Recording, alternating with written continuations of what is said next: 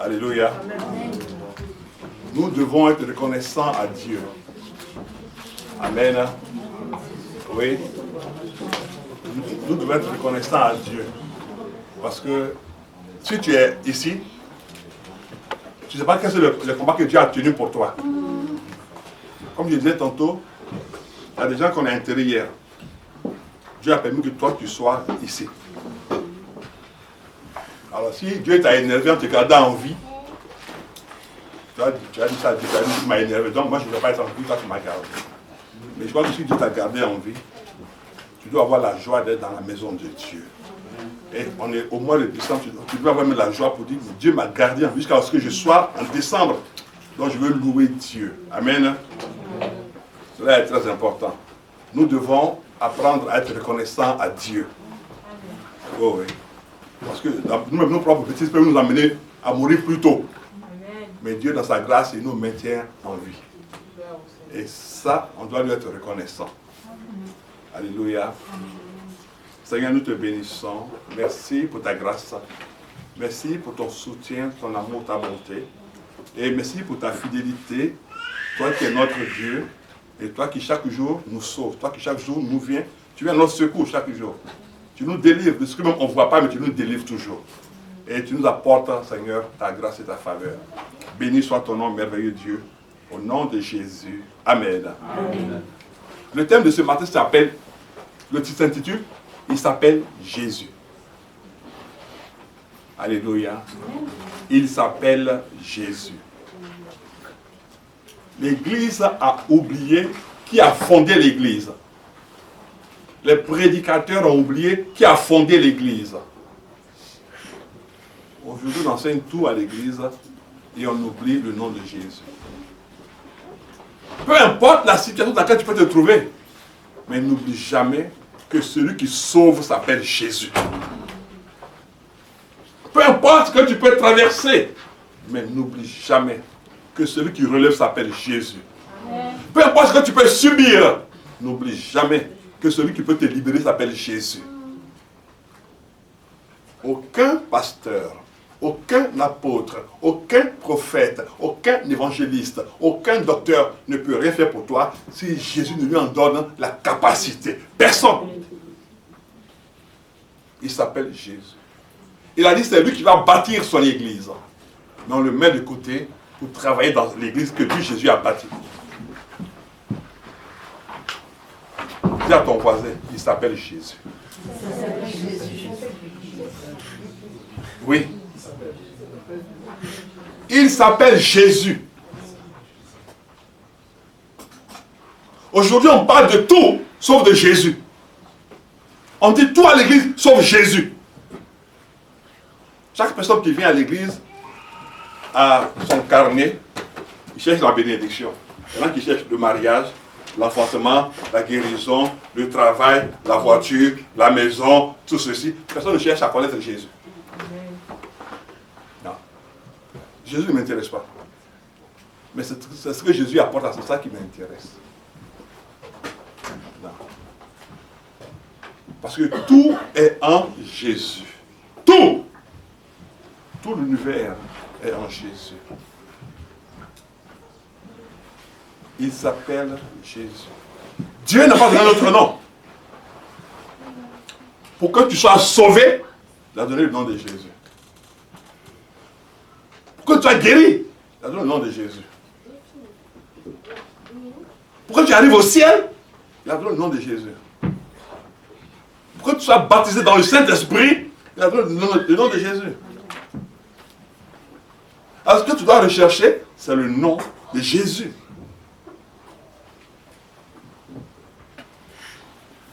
Il a dit on l'appellera admirable. Il n'a pas dit son nom sera admirable. Il a dit on l'appellera Dieu Tout-Puissant. Il n'a pas dit on l'appellera Dieu Tout-Puissant.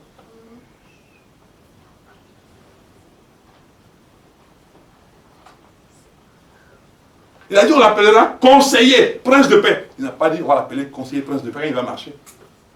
Alors salut conseiller. Non. Salut le prince de paix. Non. Dieu a dit un nom précis. Dieu a donné un nom précis. Il s'appellera Jésus. Wow.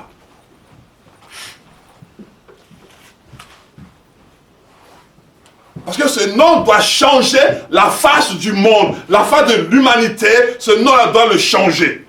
Il s'appellera Jésus. C'est lui qui va sauver. C'est que le monde était en péril. Et il fallait une personne particulière, avec un nom particulier, rempli de particularités pour sauver le monde. Dis Amen. Amen.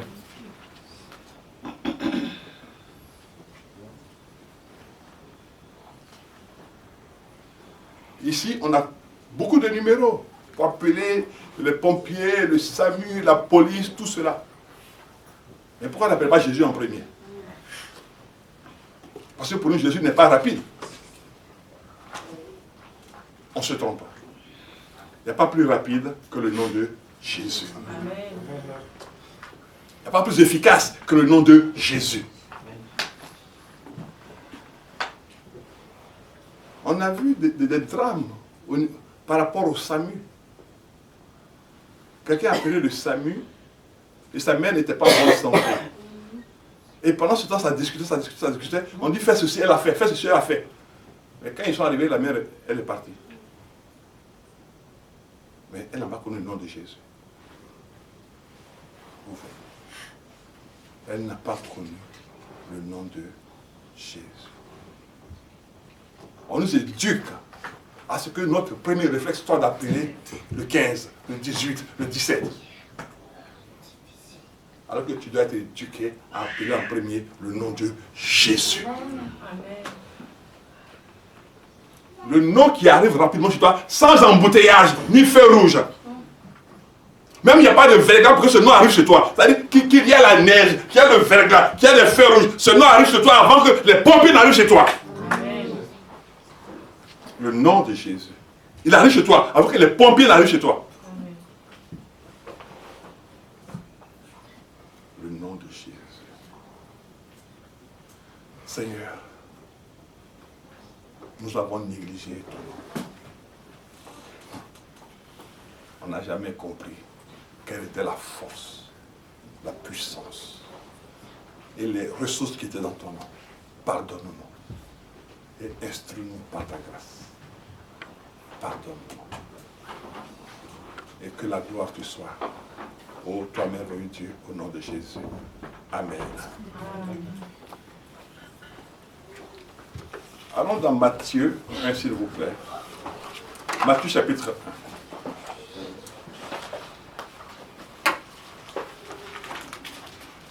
1. Je salue tous ceux qui nous suivent par le biais des réseaux sociaux. Que Dieu soit avec vous, que Dieu vous bénisse. Ceux qui nous suivent aussi depuis Facebook et tout cela. Et YouTube aussi, que Dieu vous bénisse. Et vous qui êtes ici, vous êtes déjà bénis. Donc, c'est ceux qui sont là-bas qu'on doit saluer. Parce que Dieu entend, chaque fois Dieu grandit, tous ceux qui nous suivent sur les réseaux sociaux. Donc nous devons lui rendre gloire.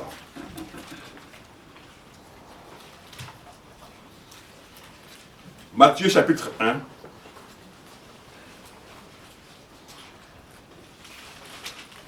À partir du verset 20.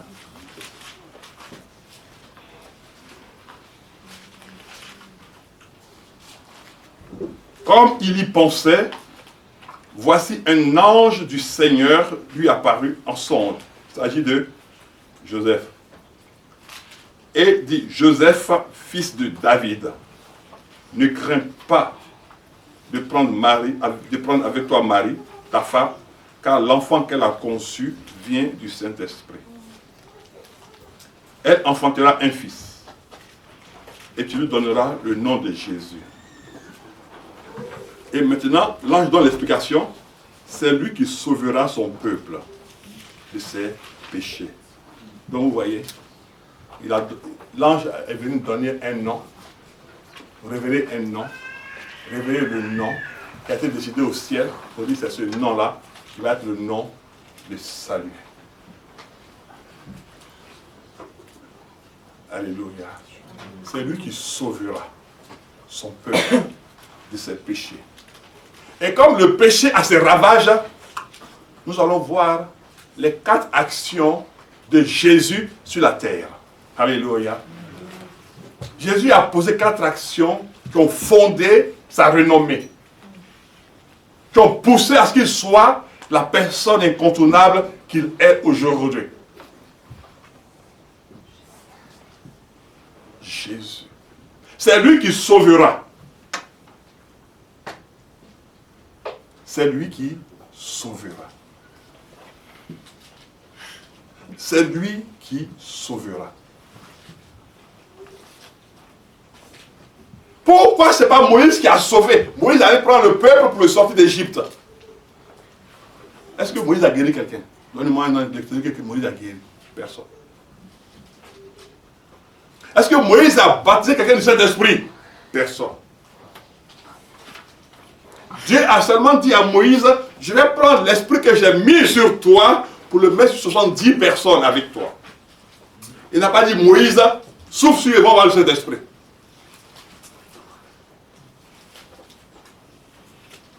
Même Élie, qui était le prophète de feu, n'a donné le Saint-Esprit à personne.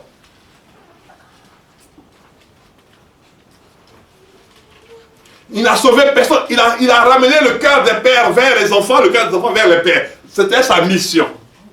Mais Jésus, il nous a dit, c'est lui qui sauvera. Donc, ça veut dire qu'il y avait besoin de salut, nécessité de salut, attente de salut, espérance en salut. Mais personne ne pouvait y pourvoir. Il fallait quelqu'un qui ait le nom qui puisse apporter le salut.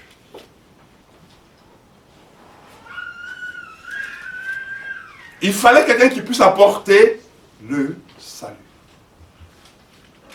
Mais il fallait qu'il soit conçu, qu'il soit fait autre que la conception humaine et naturelle d'un enfant.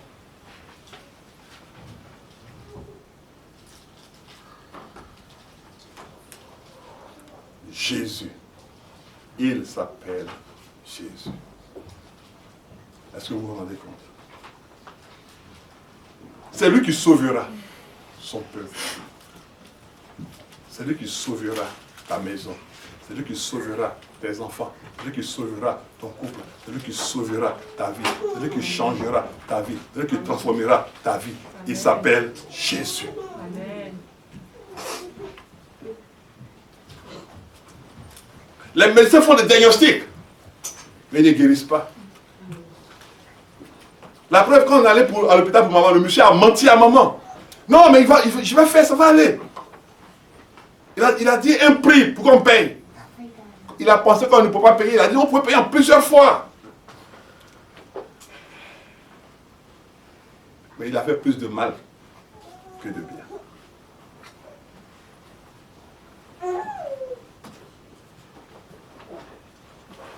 Oui. Il n'y a pas longtemps, je regardais la télévision. Un problème au niveau des femmes qui prenaient, je ne sais pas quoi, comment on peut appeler ça, une sorte de choses comme ça dans leur corps.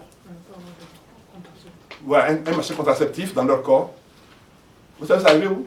Ça arrive vers le cœur.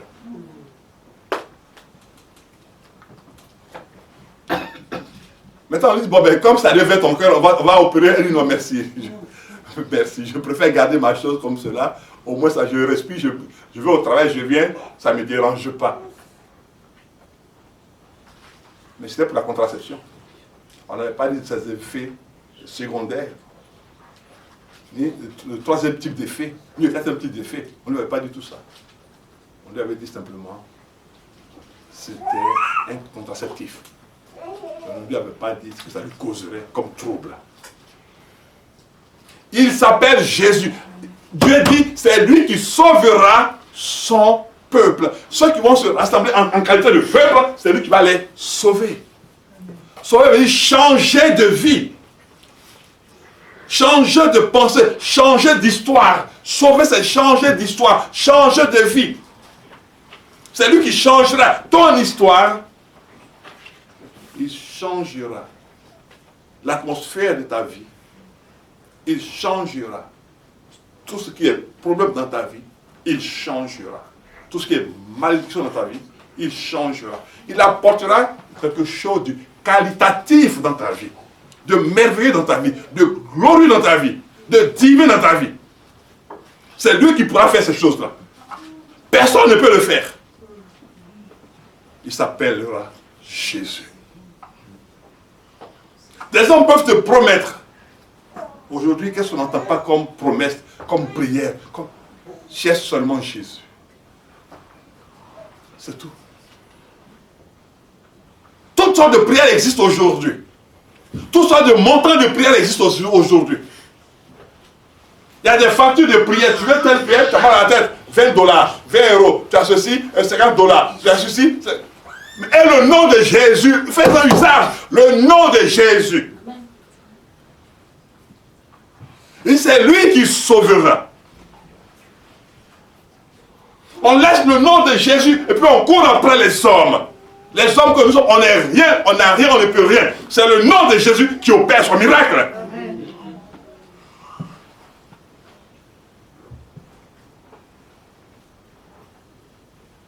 C'est le nom de Jésus qui opère son miracle. C'est quand le nom de Jésus est proclamé que la chose change. C'est le nom de Jésus. Peuple de Dieu,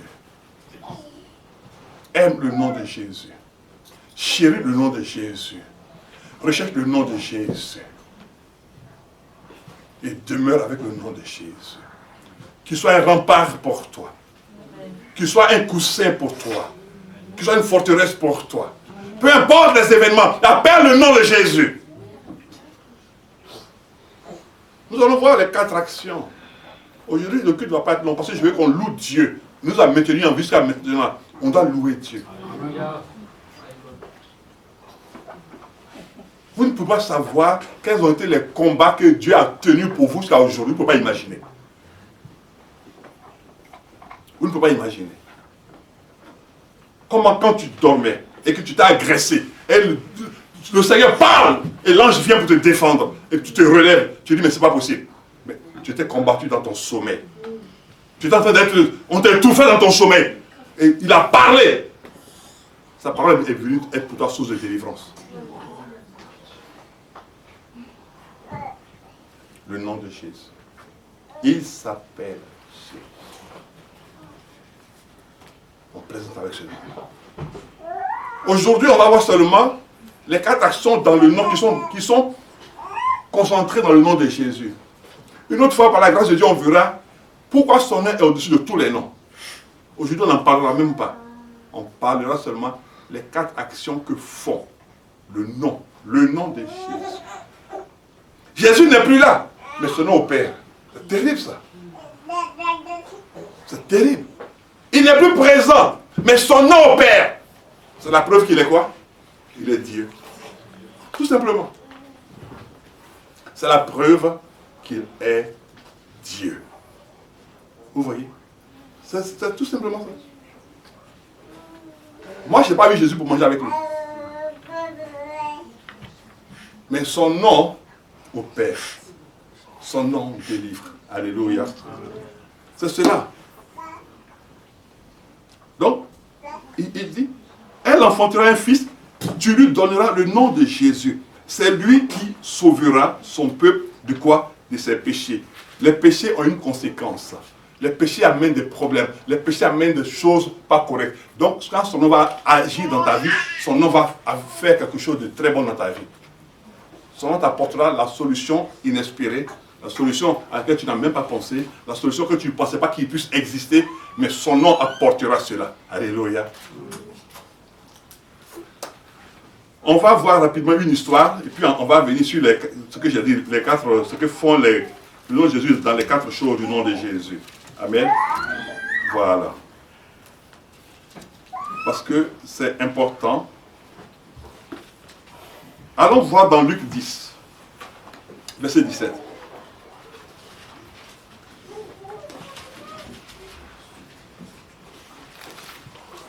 Rien que ça seulement, pour qu'on comprenne quelque chose. Luc 10, 17.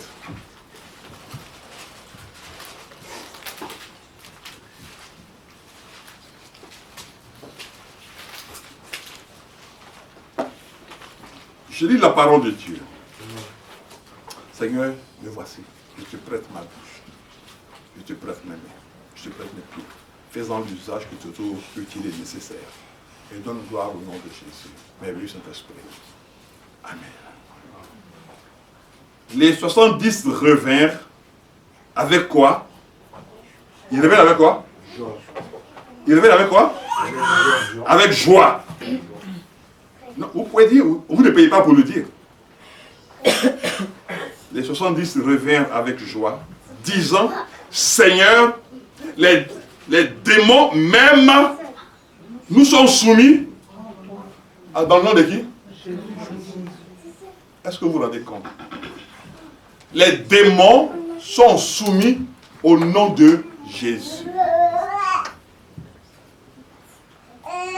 Les démons qui sont esprits, que les hommes ne voient pas, qui sont plus forts que les hommes, sont soumis aux hommes qui ont parlé, qui ont dit le nom de Jésus. Waouh!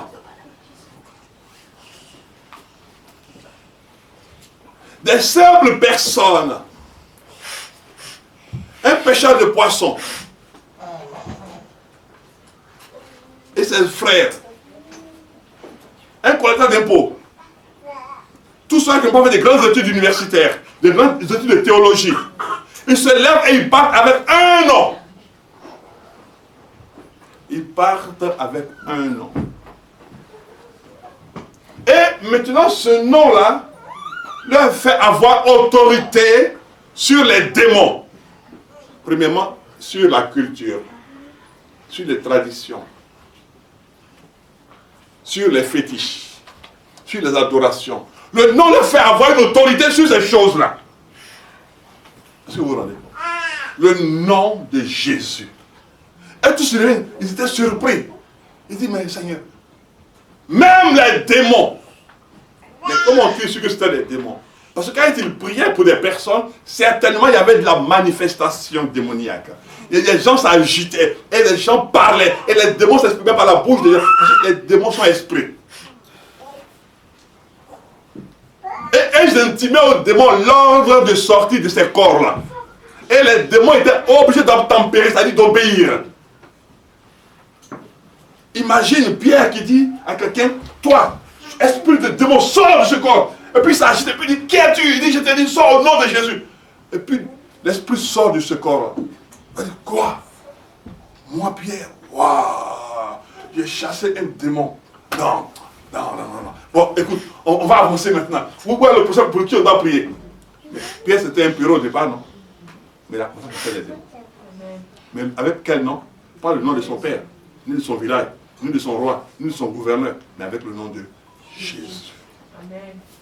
Qu'est-ce que toi tu fais du nom de Jésus dans ta bouche? Quelle place a le nom de Jésus dans ta bouche? Quelle autorité a le nom de Jésus avec toi et en toi? Les 70, vous voyez, son nom a pu agir sur 70 personnes. Est-ce que vous vous rendez compte un peu? Il y avait 70 personnes, parties 2 par 2. Donc, ça fait un groupe de 35. Donc, 35. Et puis, sur chaque personne, chaque groupe, il y avait le nom de Jésus. Le nom de Jésus. Donc, 35 fois le nom de Jésus sur 2 personnes, 70 personnes. Et ce nom arrivait à délivrer les gens. Toi, qu'est-ce que le nom de Jésus a pu apporter à ta vie, de ta vie à la vie de quelqu'un d'autre? Parce que le nom de Jésus prend la valeur que toi tu lui donnes. Le nom de Jésus a la puissance que toi tu lui donnes. Donc selon la foi que tu as dans le nom de Jésus, quand tu prieras au nom de Jésus, le nom de Jésus opérera le miracle. Amen. Mais si toi-même tu n'as pas la foi dans le nom de Jésus, il ne fera rien. Parce que le nom de Jésus, ce n'est pas le cri. C'est la foi, l'assurance, la détermination que tu as dans le nom de Jésus. La foi, l'assurance, la détermination que tu as dans le nom de Jésus. Oui. La foi, que quand je vais dire le nom de Jésus, quelque chose se passera. Oui, la foi. L'assurance que quand je vais arriver, je vais invoquer mon Dieu. Regardez. Quand Naaman partait voir Élisée, Élisée lui a dit quoi? Il a dit, bon, dites à Naaman de se jeter dans le Jourdain cette fois. Et puis, Naaman s'est fâché. Naaman dit, moi je croyais que j'allais arriver et le prophète va sortir et puis il va guérir de l'empereur que je suis et puis devant tout le monde comme ça, puis tout le monde va l'acclamer. Il n'a même pas calculé, il dit, jette-toi dans l'eau. Parce qu'Élisée avait l'assurance de son Dieu. Alléluia. Élisée avait l'assurance de son Dieu. Mais est-ce que toi tu as l'assurance dans le nom de Jésus? Quand on t'appelle au téléphone, quel est ton premier réflexe? C'est pour pleurer, c'est pour crier, ou c'est pour dire, mais il me cherche quoi? Il me veut quoi? Mais, et le nom de Jésus?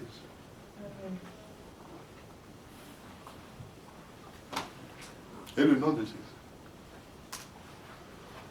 Et le nom de Jésus? Et le nom de Jésus? Qu'est-ce que tu en fais? Et le nom de Jésus, qu'est-ce que tu en fais? Quel est ton premier réflexe quand on t'appelle au téléphone? Quel est ton premier réflexe quand il y a une situation qui ne va pas? Quel est ton premier réflexe? Qui appelles-tu au secours? Quel est ton premier réflexe? Changeons tout, peuple de Dieu. Changeons notre façon d'agir et de réagir. Le nom de Jésus opère 4 choses fondamentales. Alléluia. Amen. Nous allons aller maintenant dans les choses que le nom de Jésus opère. Luc 17.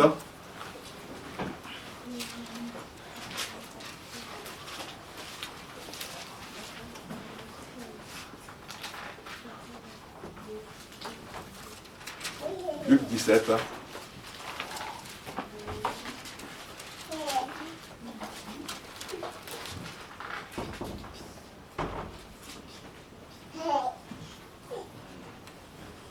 À partir du verset 13. Le nom de Jésus, premièrement, il fait quoi? Il guérit. Alléluia. Le nom de Jésus guérit. Dis à ton voisin maintenant, le nom de Jésus guérit. Le nom de Jésus guérit. Maintenant, dis-lui, donne-moi le nom de quelqu'un qui guérit.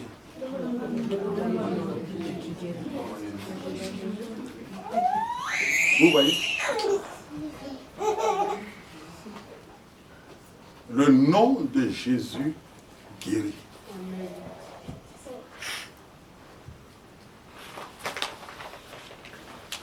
Ok. Nous allons vérifier si c'est vrai ce qu'on a dit.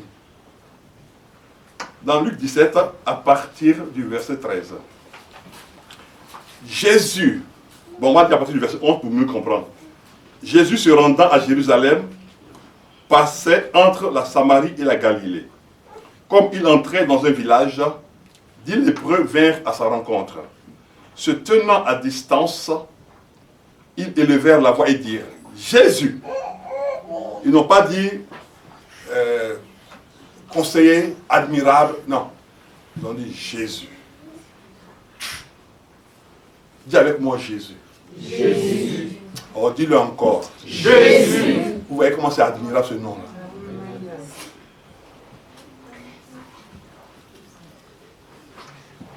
Jésus, maître, aie pitié de nous.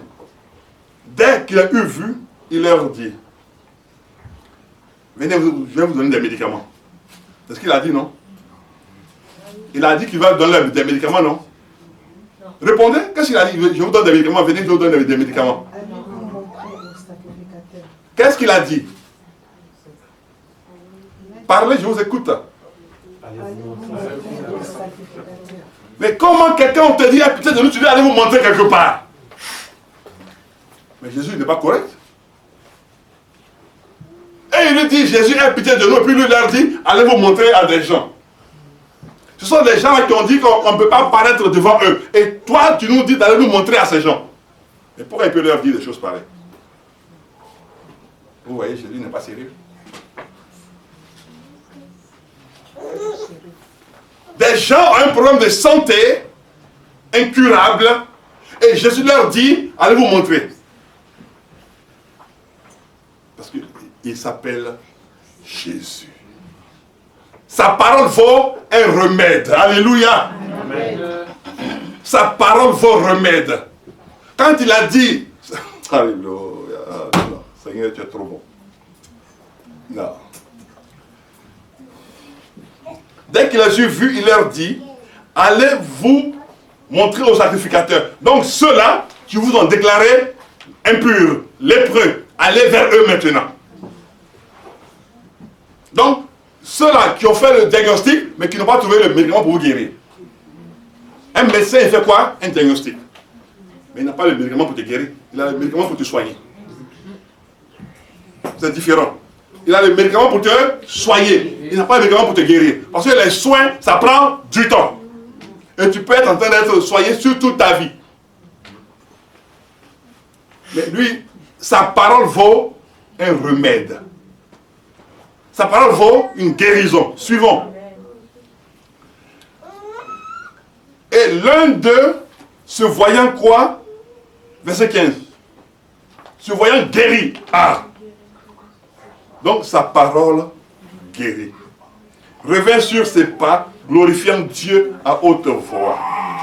Donc, déjà, premièrement, le nom de Jésus guérit. La parole de Jésus est source de guérison. Est-ce que tu te rends compte? Il n'y a pas un homme sur la terre qui puisse te parler et que toi tu vas être guéri. Mais quand Jésus a parlé aux 10 lépreux, ils ont été guéris. Et c'est le seul qui a parlé. Et sa parole a été source de guérison. Donc, premièrement, Jésus, il guérit. Des gens peuvent dire tout ce qu'ils veulent. Non, il n'y a plus de guérison, il n'y a plus de miracle, il n'y a plus de ceci. Ça, c'est ce que tu crois. Mais moi, le Jésus que je connais, jusqu'à aujourd'hui, il guérit. Alléluia. Dis à ton voisin, le Jésus que je connais, jusqu'à aujourd'hui, il est guéri. Il guérit. Il n'a pas changé. Mais pourquoi il n'a pas changé?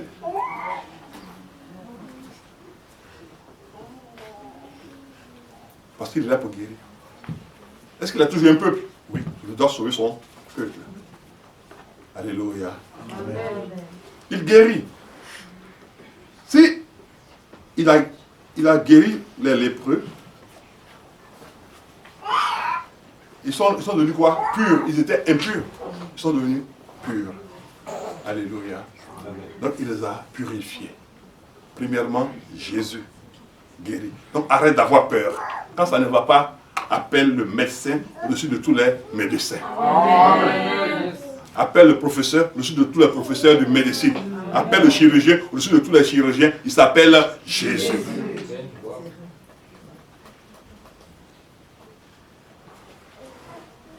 Maintenant, on va voir qu'est-ce que Jésus fait encore.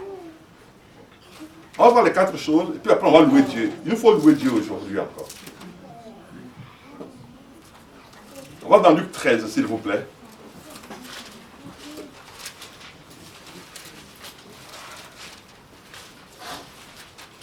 Luc 13.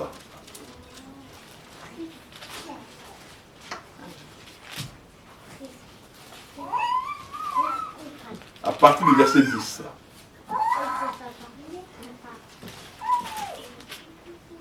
Luc 13, à partir du verset 10.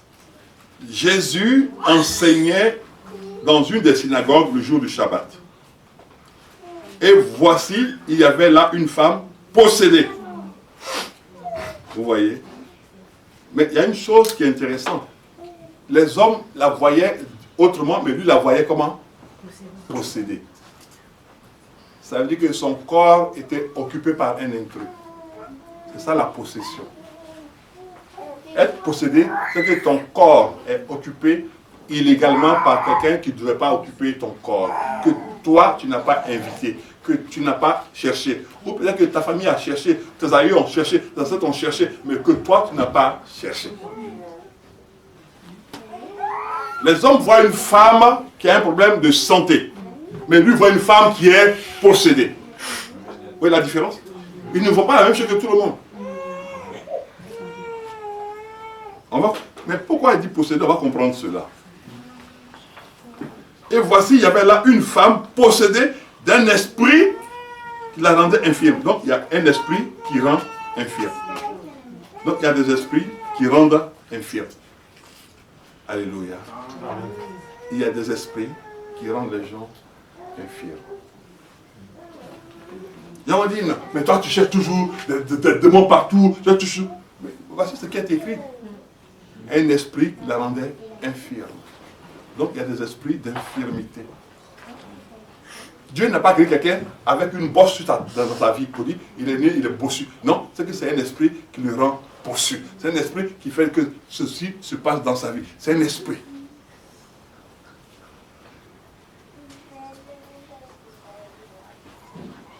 Et elle était courbée, qui la rendait infirme depuis 18 ans. Elle était courbée et ne pouvait pas du tout se redresser. Lorsqu'il la vit, Jésus lui adressa la parole et lui dit, femme, sois bénie, et à bientôt. C'est ce qu'il lui a dit. Il a dit, femme, tu es délivrée de ton infirmité. Donc Jésus fait quoi maintenant, deuxième fois? Il délivre. Vous vous rendez compte?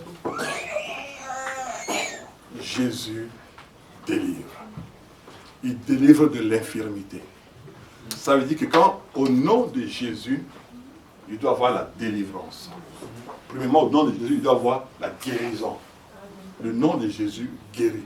Quel que soit le mal que tu puisses avoir, le nom de Jésus guérit. Ceux qui étaient lépreux, c'était le mal qui était incurable en ce temps-là. Le mal qui n'avait pas de remède en ce temps-là. Mais le nom de Jésus a guéri ces lépreux-là. Ce qui veut dire que ceux qui ont des maux aujourd'hui, que la médecine ne peut pas guérir, qu'on invoque sur le nom de Jésus, vous allez voir ce que Dieu va faire avec ça. Amen. Mais si d'abord on te dit, il est malade, mais ça, mais on va faire comment? Mais quand tu vois l'hôpital, quand tu la regardes, ça c'est fini. Seigneur, elle a fait quoi pour mériter ça?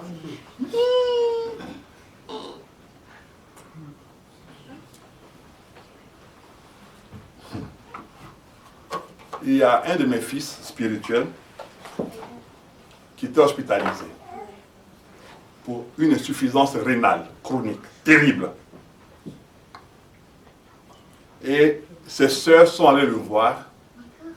Elles ont pleuré à l'hôpital. Des servantes de Dieu.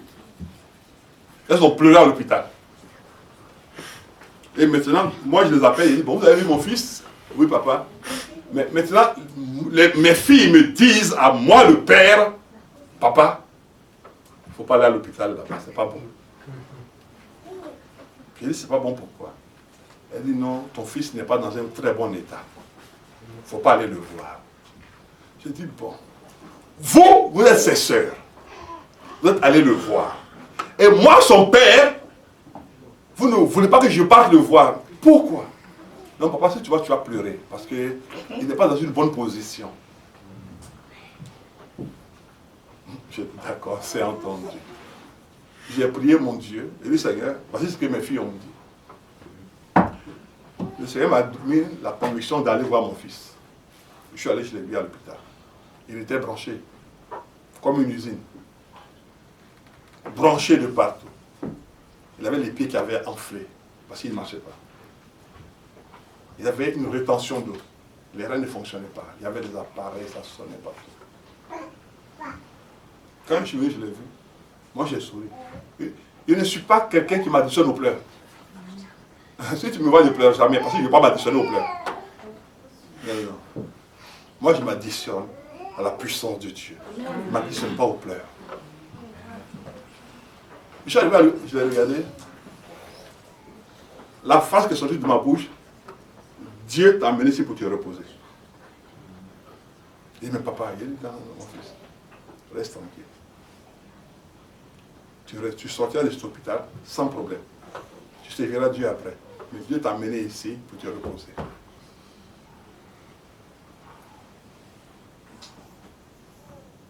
Les médecins avaient dit que cette Dieu aurait été foutu. Et qu'il allait être dialysé à vie. Et qu'il ne sortirait plus de l'hôpital. J'ai dit non. Il dit, bon, sors ta Bible, on va prier. On a prié. Et puis je suis parti. Quand on est descendu, ma fille et moi on s'est assis, et puis on a parlé, on a ri, et puis on est parti.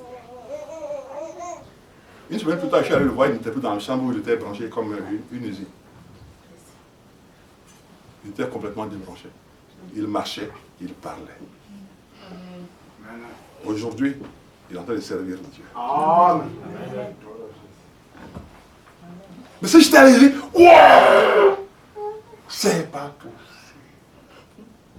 Mon fils. Merci Seigneur. Je vais vous raconter un autre témoignage. Parce que si je vous ai dit, ma vie, elle est remplie de témoignages. Un collègue qui avait fait un AVC. Un collègue qui est cher à mon cœur, qui avait fait un AVC. Après le départ de sa femme auprès du Seigneur, il avait fait un AVC. En fait, il n'avait presque plus goût à rien. Et maintenant, moi je vais le voir à l'hôpital. Tout son côté, à partir d'ici, jusqu'aux pieds, jusqu'aux orteils, ça ne fonctionne plus. Ça ne fonctionne plus du tout.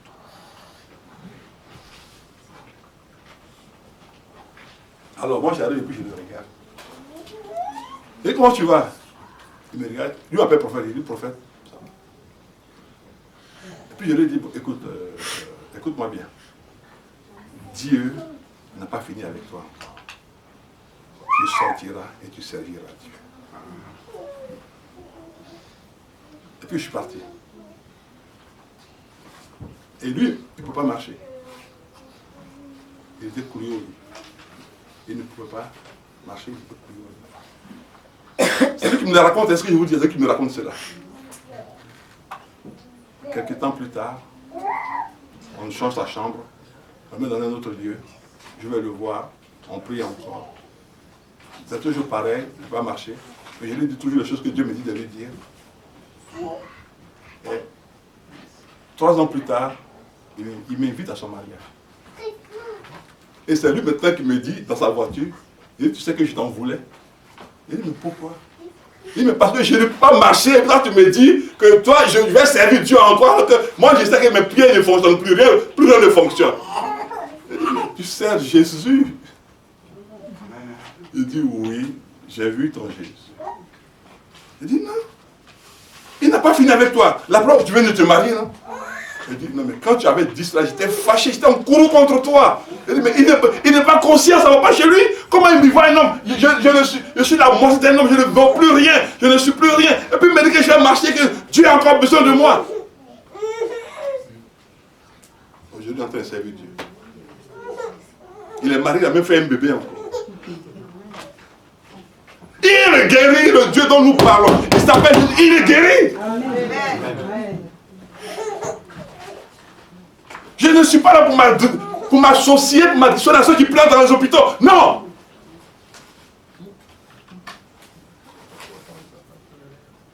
Tu vas comme ça, tu dis, allô, maman Annie, il ne faut pas aller là-bas.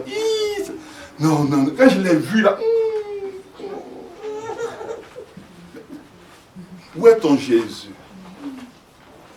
Dans quel Jésus tu crois? De ton village, ce n'est pas le vrai Jésus. De ta ville, ce n'est pas le vrai Jésus.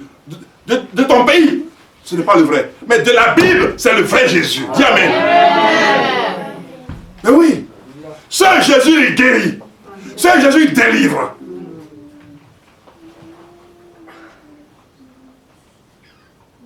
C'est Jésus qui délivre. Oui. C'est Jésus qui guérit. Il change la vie des gens. Jésus, le Jésus de la Bible, celui dont je parle, il change la vie, il change le cours de l'histoire des gens. Amen. Cette femme était courbée. Pendant 18 ans, elle n'avait plus d'espoir, rien du tout. Pendant 18 ans, elle a rencontré Jésus, la parole vivante, le médicament vivant qui ne se périme jamais, il ne se périme pas. Elle l'a rencontré et la guérison a été son partage. Oui, oui, il n'a pas changé. Les hommes parlent de tout, mais ils oublient Jésus. Ils disent tout, ils oublient Jésus. Jésus est le centre, l'unique centre, le seul centre de toute la parole de Dieu. Il est le Dieu vivant, le Dieu qui les appelle, le Dieu qui parle, le Dieu qui agit. Il est Jésus.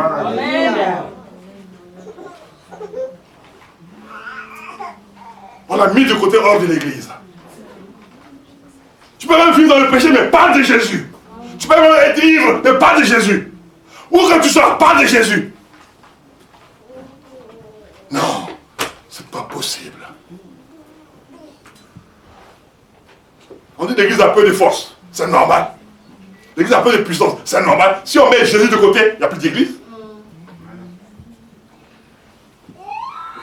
Moi je te dis un jour, je dis, si des gens se trompent, quelle que soit leur réunion, ils m'invitent pour parler de mon Dieu, qu'ils se débrouillent eux-mêmes.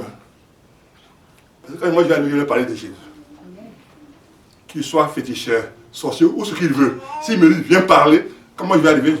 Qu'est-ce que je vais leur parler de Jésus?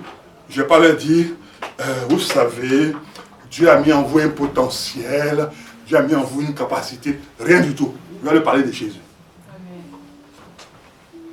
Et s'ils sont possédés, ils vont tomber. Ça, c'est leur problème. Moi, je leur parlerai de Jésus. Le Jésus qui délivre. Je leur dirai que Jésus délivre des démons.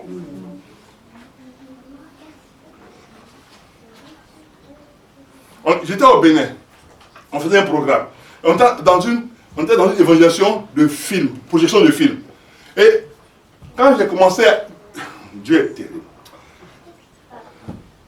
Quand j'ai pris la parole, c'est pas ceux qui étaient dans la salle qui criaient Amen, hein. C'est ceux qui étaient dehors maintenant qui criaient Amen.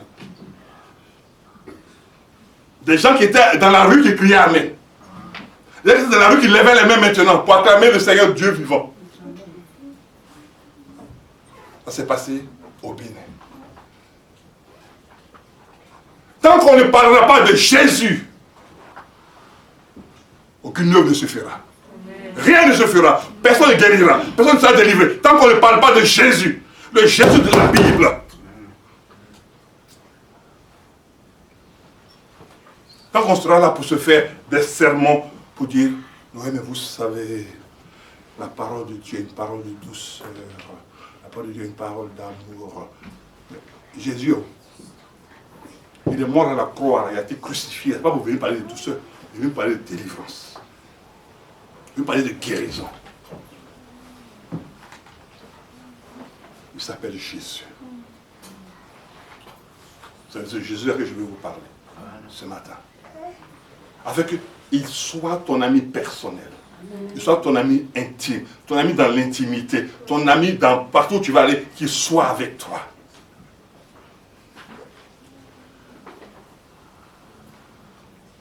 C'est ce Jésus.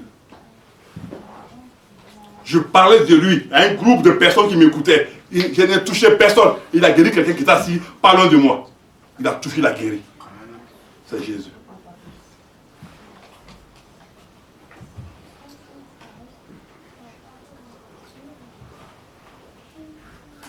C'est Jésus. On cherche tout, mais on ne cherche pas Jésus. Mais si tu as fui le péché, ça veut dire que tu as fui le péché. Nous tous, on est dans des familles terribles. On est tous dans des familles terribles. Mais qui nous tient toujours, qui nous amène un peu vers lui, c'est Jésus. Personne n'est mieux que personne. Il n'y a que lui seul qui est le meilleur que sur tout le monde. Donc là, il ne faut pas voir Jean pour dire ça c'est un péché. Toi tu étais quoi avant?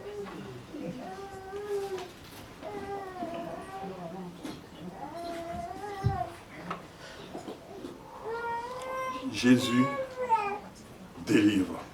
Et là, il venait de faire quoi?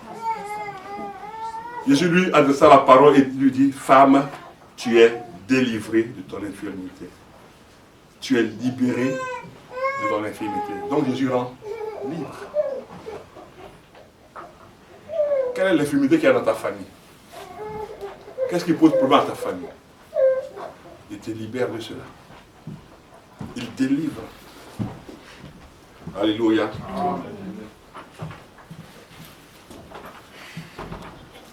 Et Jésus, il fait quoi encore? Il sauve. Allons voir dans Jean, non, dans Actes, s'il vous plaît. Acte 16.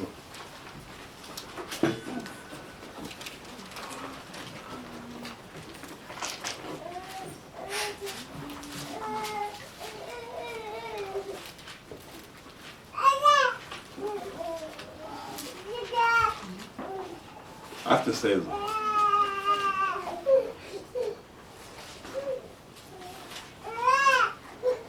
Acte 16, le verset 30 au verset 31.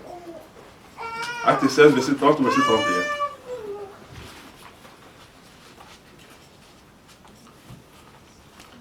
Il les fit sortir et dit, Seigneur, que faut-il que je fasse pour être sauvé? Paul et Silas se répondirent, crois au gouverneur de ton village. C'est pas ça? C'est croire au Seigneur Jésus. Et tu seras sauvé, toi et ta famille. Alléluia. Jésus sauve. Donc, le salut, ici, va être la réconciliation avec Dieu. Le pardon que Dieu t'apporte par rapport à tes péchés pour se réconcilier avec toi, qui est sa créature, qui n'était pas déjà dans la maison de Dieu. Donc, crois au Seigneur Jésus et tu seras réconcilié, sauvé, réconcilié avec Dieu. Et ton nom sera ainsi inscrit dans le livre de vie. Crois au Seigneur Jésus. Jésus sauve. Vous voyez, Jésus sauve. Troisième élément, Jésus sauve. Donc tu peux dire à Jésus, viens sauver ma famille, viens sauver ma maison, viens sauver mes frères et sœurs, viens sauver mon mari, viens sauver ma femme, viens sauver ceci, viens sauver. Il sauve. Il est l'âge dans laquelle tout le monde va monter. Dieu a dit à Noé de bâtir une arche. Mais en fait, Dieu même après a bâti une arche. Et cette arche s'appelle Jésus. Tous ceux qui sont sauvés sont dans l'arche qui s'appelle Jésus. Jésus est pour nous, pour toi et pour moi, une arche. Nous sommes à la fois dedans et puis lui en même temps en nous. Donc nous sommes dans l'arche qui s'appelle Jésus. Jésus est l'arche de Dieu pour nous emmener vers Dieu.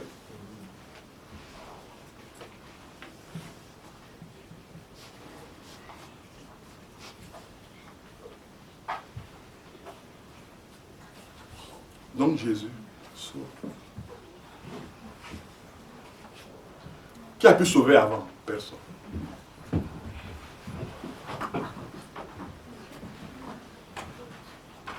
Personne.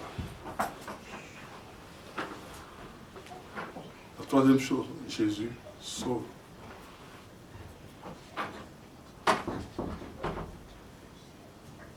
Le salut est composé de deux choses.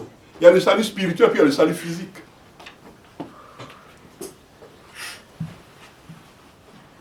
Donc, lui nous prend d'abord, premièrement, dans le salut spirituel. Il nous réconcilie avec Dieu. Il nous donne la réconciliation avec Dieu. C'est ce que nous dit Corinthiens. Car Dieu est en Christ, réconciliant le monde avec qui? Avec lui-même. Donc, il nous sauve, il nous ramène à Dieu, à qui nous appartenions, que nous avons quitté.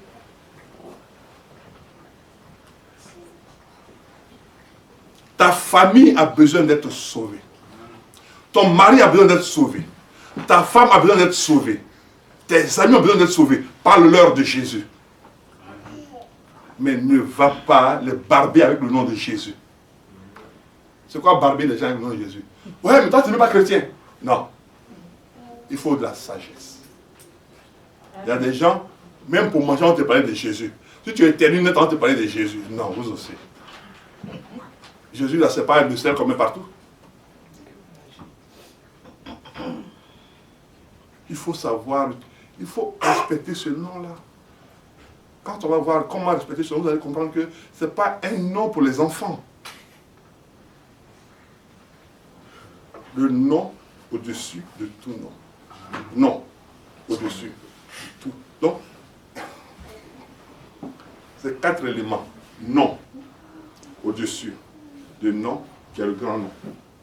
4 éléments. Non, au-dessus de tout nom.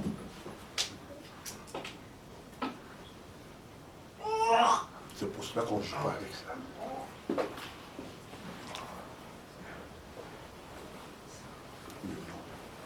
4 éléments dans le nom de Jésus. Non.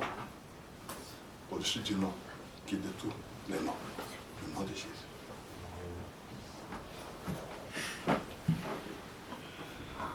Il sauve. Il sauve. Seigneur, je t'en supplie, viens sauver ma famille. Je t'en supplie, viens redresser ma famille. Je t'en supplie, viens guérir ma famille. Il le fera. Mais combien de fois on appelle Jésus au secours dans nos familles, si ce n'est pour critiquer les gens? Il n'a pas changé. J'ai vu un jour, j'ai vu une femme qui appelait son mari démon. Il a dit, c'est toi qui as la clé de l'enfer. Et papa, Dieu, c'est un démon. Il a dit non. Donc ça même tu as marié un démon. Et mais quand je le mariais, je ne savais pas que c'était un démon. Il dit, on ne dit pas ça de son mari. Et non, il m'énerve trop. S'il t'énerve, il t'énerve. Tu as compris? Mais ton mari, ce n'est pas un démon. D'accord, j'ai compris. Bon, mais il m'énerve. Si tu vois une femme qui n'est pas en colère après un homme, c'est qu'elle n'est pas encore mariée. C'est qu'elle n'est pas encore mariée. Mais si tu vois une femme qui est en colère, qui est toujours en train de parler dans la rue, non, c'est qu'elle est mariée. Parce que les femmes ont toujours quelque chose à se plaindre de leur mari. Non, mais c'est pas possible, cet homme-là, non, il me fatigue, c'est pas possible. Mais il ne fait rien à la maison. Les maris font toujours rien à la maison. Mais il faut prier et dire à Jésus, viens aider mon mari pour qu'il fasse quelque chose à la maison.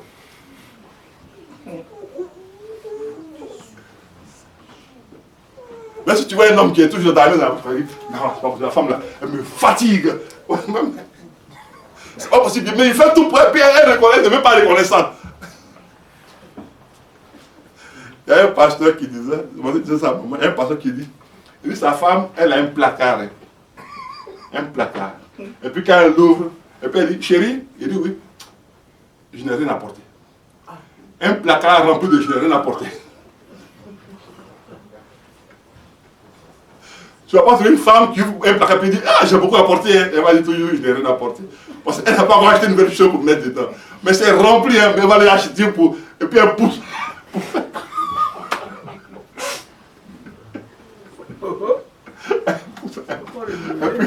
Ça s'entend.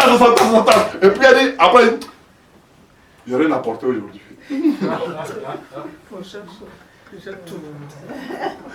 Mais si tu prends le film et puis tu mets la caméra derrière, quand tu dis, mais c'est quoi tout ça? Non, je n'ai rien apporté. Et puis elle fait, mais cherche maintenant ailleurs. Ah! Mais si tu avais 2 robes, tu avais trouvé quelque chose à apporter.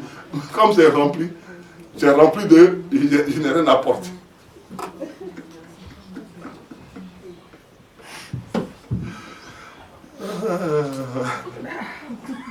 C'est ça qui fait la femme.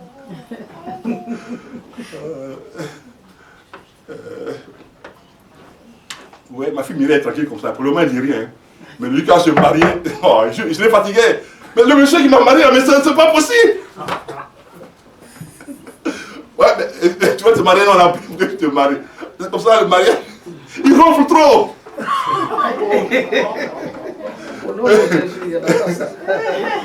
Il ronfle trop. Je tape ce pied la nuit, mais il se tourne et puis il ronfle encore. Mais il a la foi, si il ronfle, c'est qu'il a la foi. C'est un pasteur qui a dit ça à ta femme. Sa femme, chaque fois qu'il dort, la femme, le pasteur, quand il tombe là, hop, il commence à ronfler en même temps, il démarre en même temps. Après, hop, il est en 5e vitesse. La femme, elle tape son mari. Réveille-toi. Réveille-toi. Un matin, il dit à son mari, mais tu ronfles trop. Il dit, mais non, c'est que j'ai la foi. Jésus gère mes affaires. Et puis moi, je dors. Alléluia. Donc maintenant, laissez vos maris dormir. S'ils ronflent là, bénissez Dieu. C'est que Dieu est au contrôle. Alléluia. C'est lui qui sauve. Amen. Il sauve. Il sauve la famille. Le diable veut mettre toutes les familles en péril. Que tu sois un non-croyant ou croyant, il veut mettre ta famille en péril. Mais celui que tu peux appeler au secours. Même le psychologue, il ne peut rien faire. Même le psychiatre, il ne peut rien faire. Tous ceux qui sont les langues, ils ne peuvent rien faire. Il n'y a que Jésus, qui est le créateur, qui peut faire la chose. Alléluia. Donc c'est lui qui peut sauver ta famille, qui peut sauver ton couple, qui peut restaurer ton couple. Amen. Amen. C'est Jésus qui peut faire cela. Oh, oui. Et ça, c'est la troisième chose, n'est-ce pas? Il y avait combien de choses? 4. Donc on va aller dans la quatrième chose. Dans Jean chapitre 20.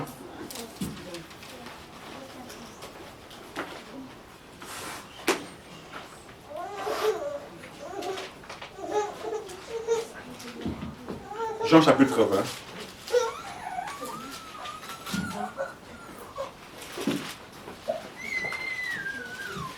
Ça se passe après la résurrection du Seigneur de gloire, le Seigneur incomparé et incomparable. Jean chapitre 20.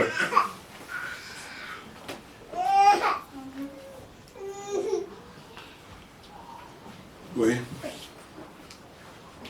Et quand il eut dit cela, il leur montra ses mains et son côté. Les disciples furent dans la joie en voyant le Seigneur. Jésus leur dit de nouveau, la paix soit sur vous. Verset 20, 21 maintenant. La paix soit sur vous, verset 21. Comme le Père m'a envoyé, moi aussi je vous envoie. Il dit quoi? Comme le Père, verset 21. Comme le Père m'a envoyé, la fin de la phrase, moi aussi je vous envoie. Après ces paroles, il souffla sur eux et leur dit, recevez le Saint-Esprit. Verset 22. La dernière phrase. Recevez le Saint-Esprit. Il venait de les baptiser du Saint-Esprit. Il venait de les baptiser du Saint-Esprit. Il venait de les baptiser du Saint-Esprit. Et commençait là maintenant l'année de grâce. Ça veut dire la période de grâce.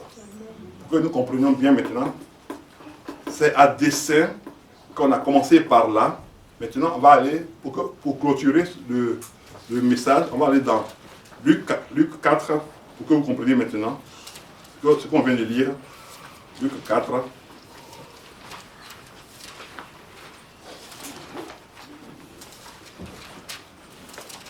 Nous allons bénir le Seigneur.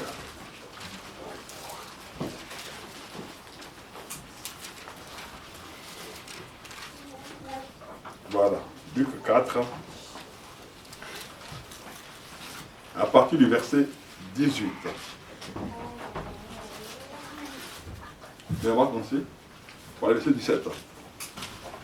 Et on lui remit, verset 17, Luc 4, 17, on lui remit le livre du prophète Ésaïe. L'ayant déroulé, il trouva l'endroit où il était écrit. L'Esprit du Seigneur est sur moi, parce qu'il m'a oint pour annoncer de bonnes nouvelles, une bonne nouvelle aux pauvres. Il m'a envoyé pour guérir. Vous voyez, ça commence à se préciser. Il m'a envoyé pour guérir ceux qui ont le cœur brisé. Donc il a guéri ceux qui étaient malades. Donc le cœur était brisé. Il m'a envoyé pour proclamer aux captifs la délivrance. Cette femme était en captivité par rapport aux démons. Voilà. Pour proclamer aux captifs la délivrance et aux aveugles le recouvrement de la vue. Pour envoyer libre les opprimés.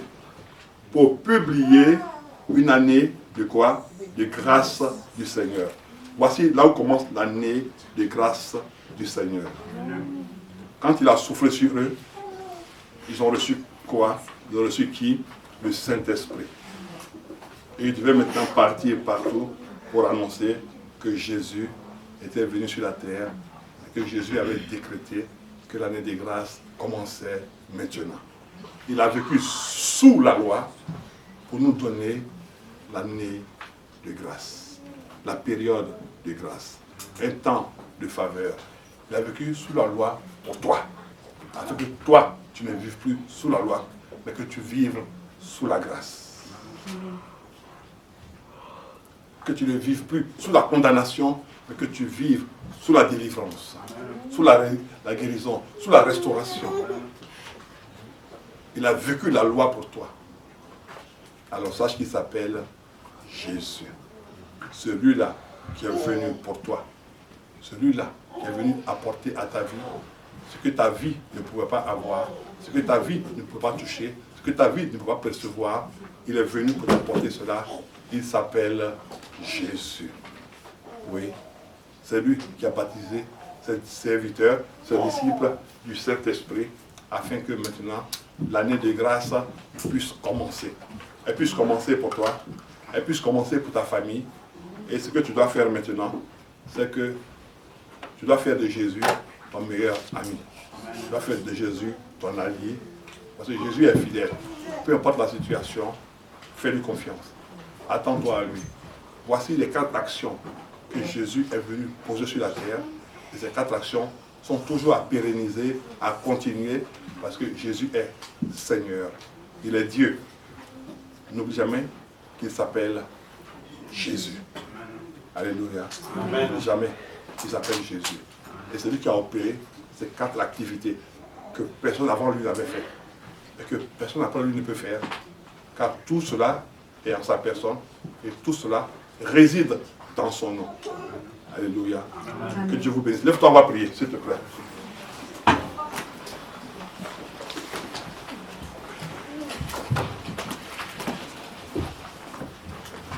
On va remercier le Seigneur. Tu vas élever la voix pour remercier le Seigneur pour le temps.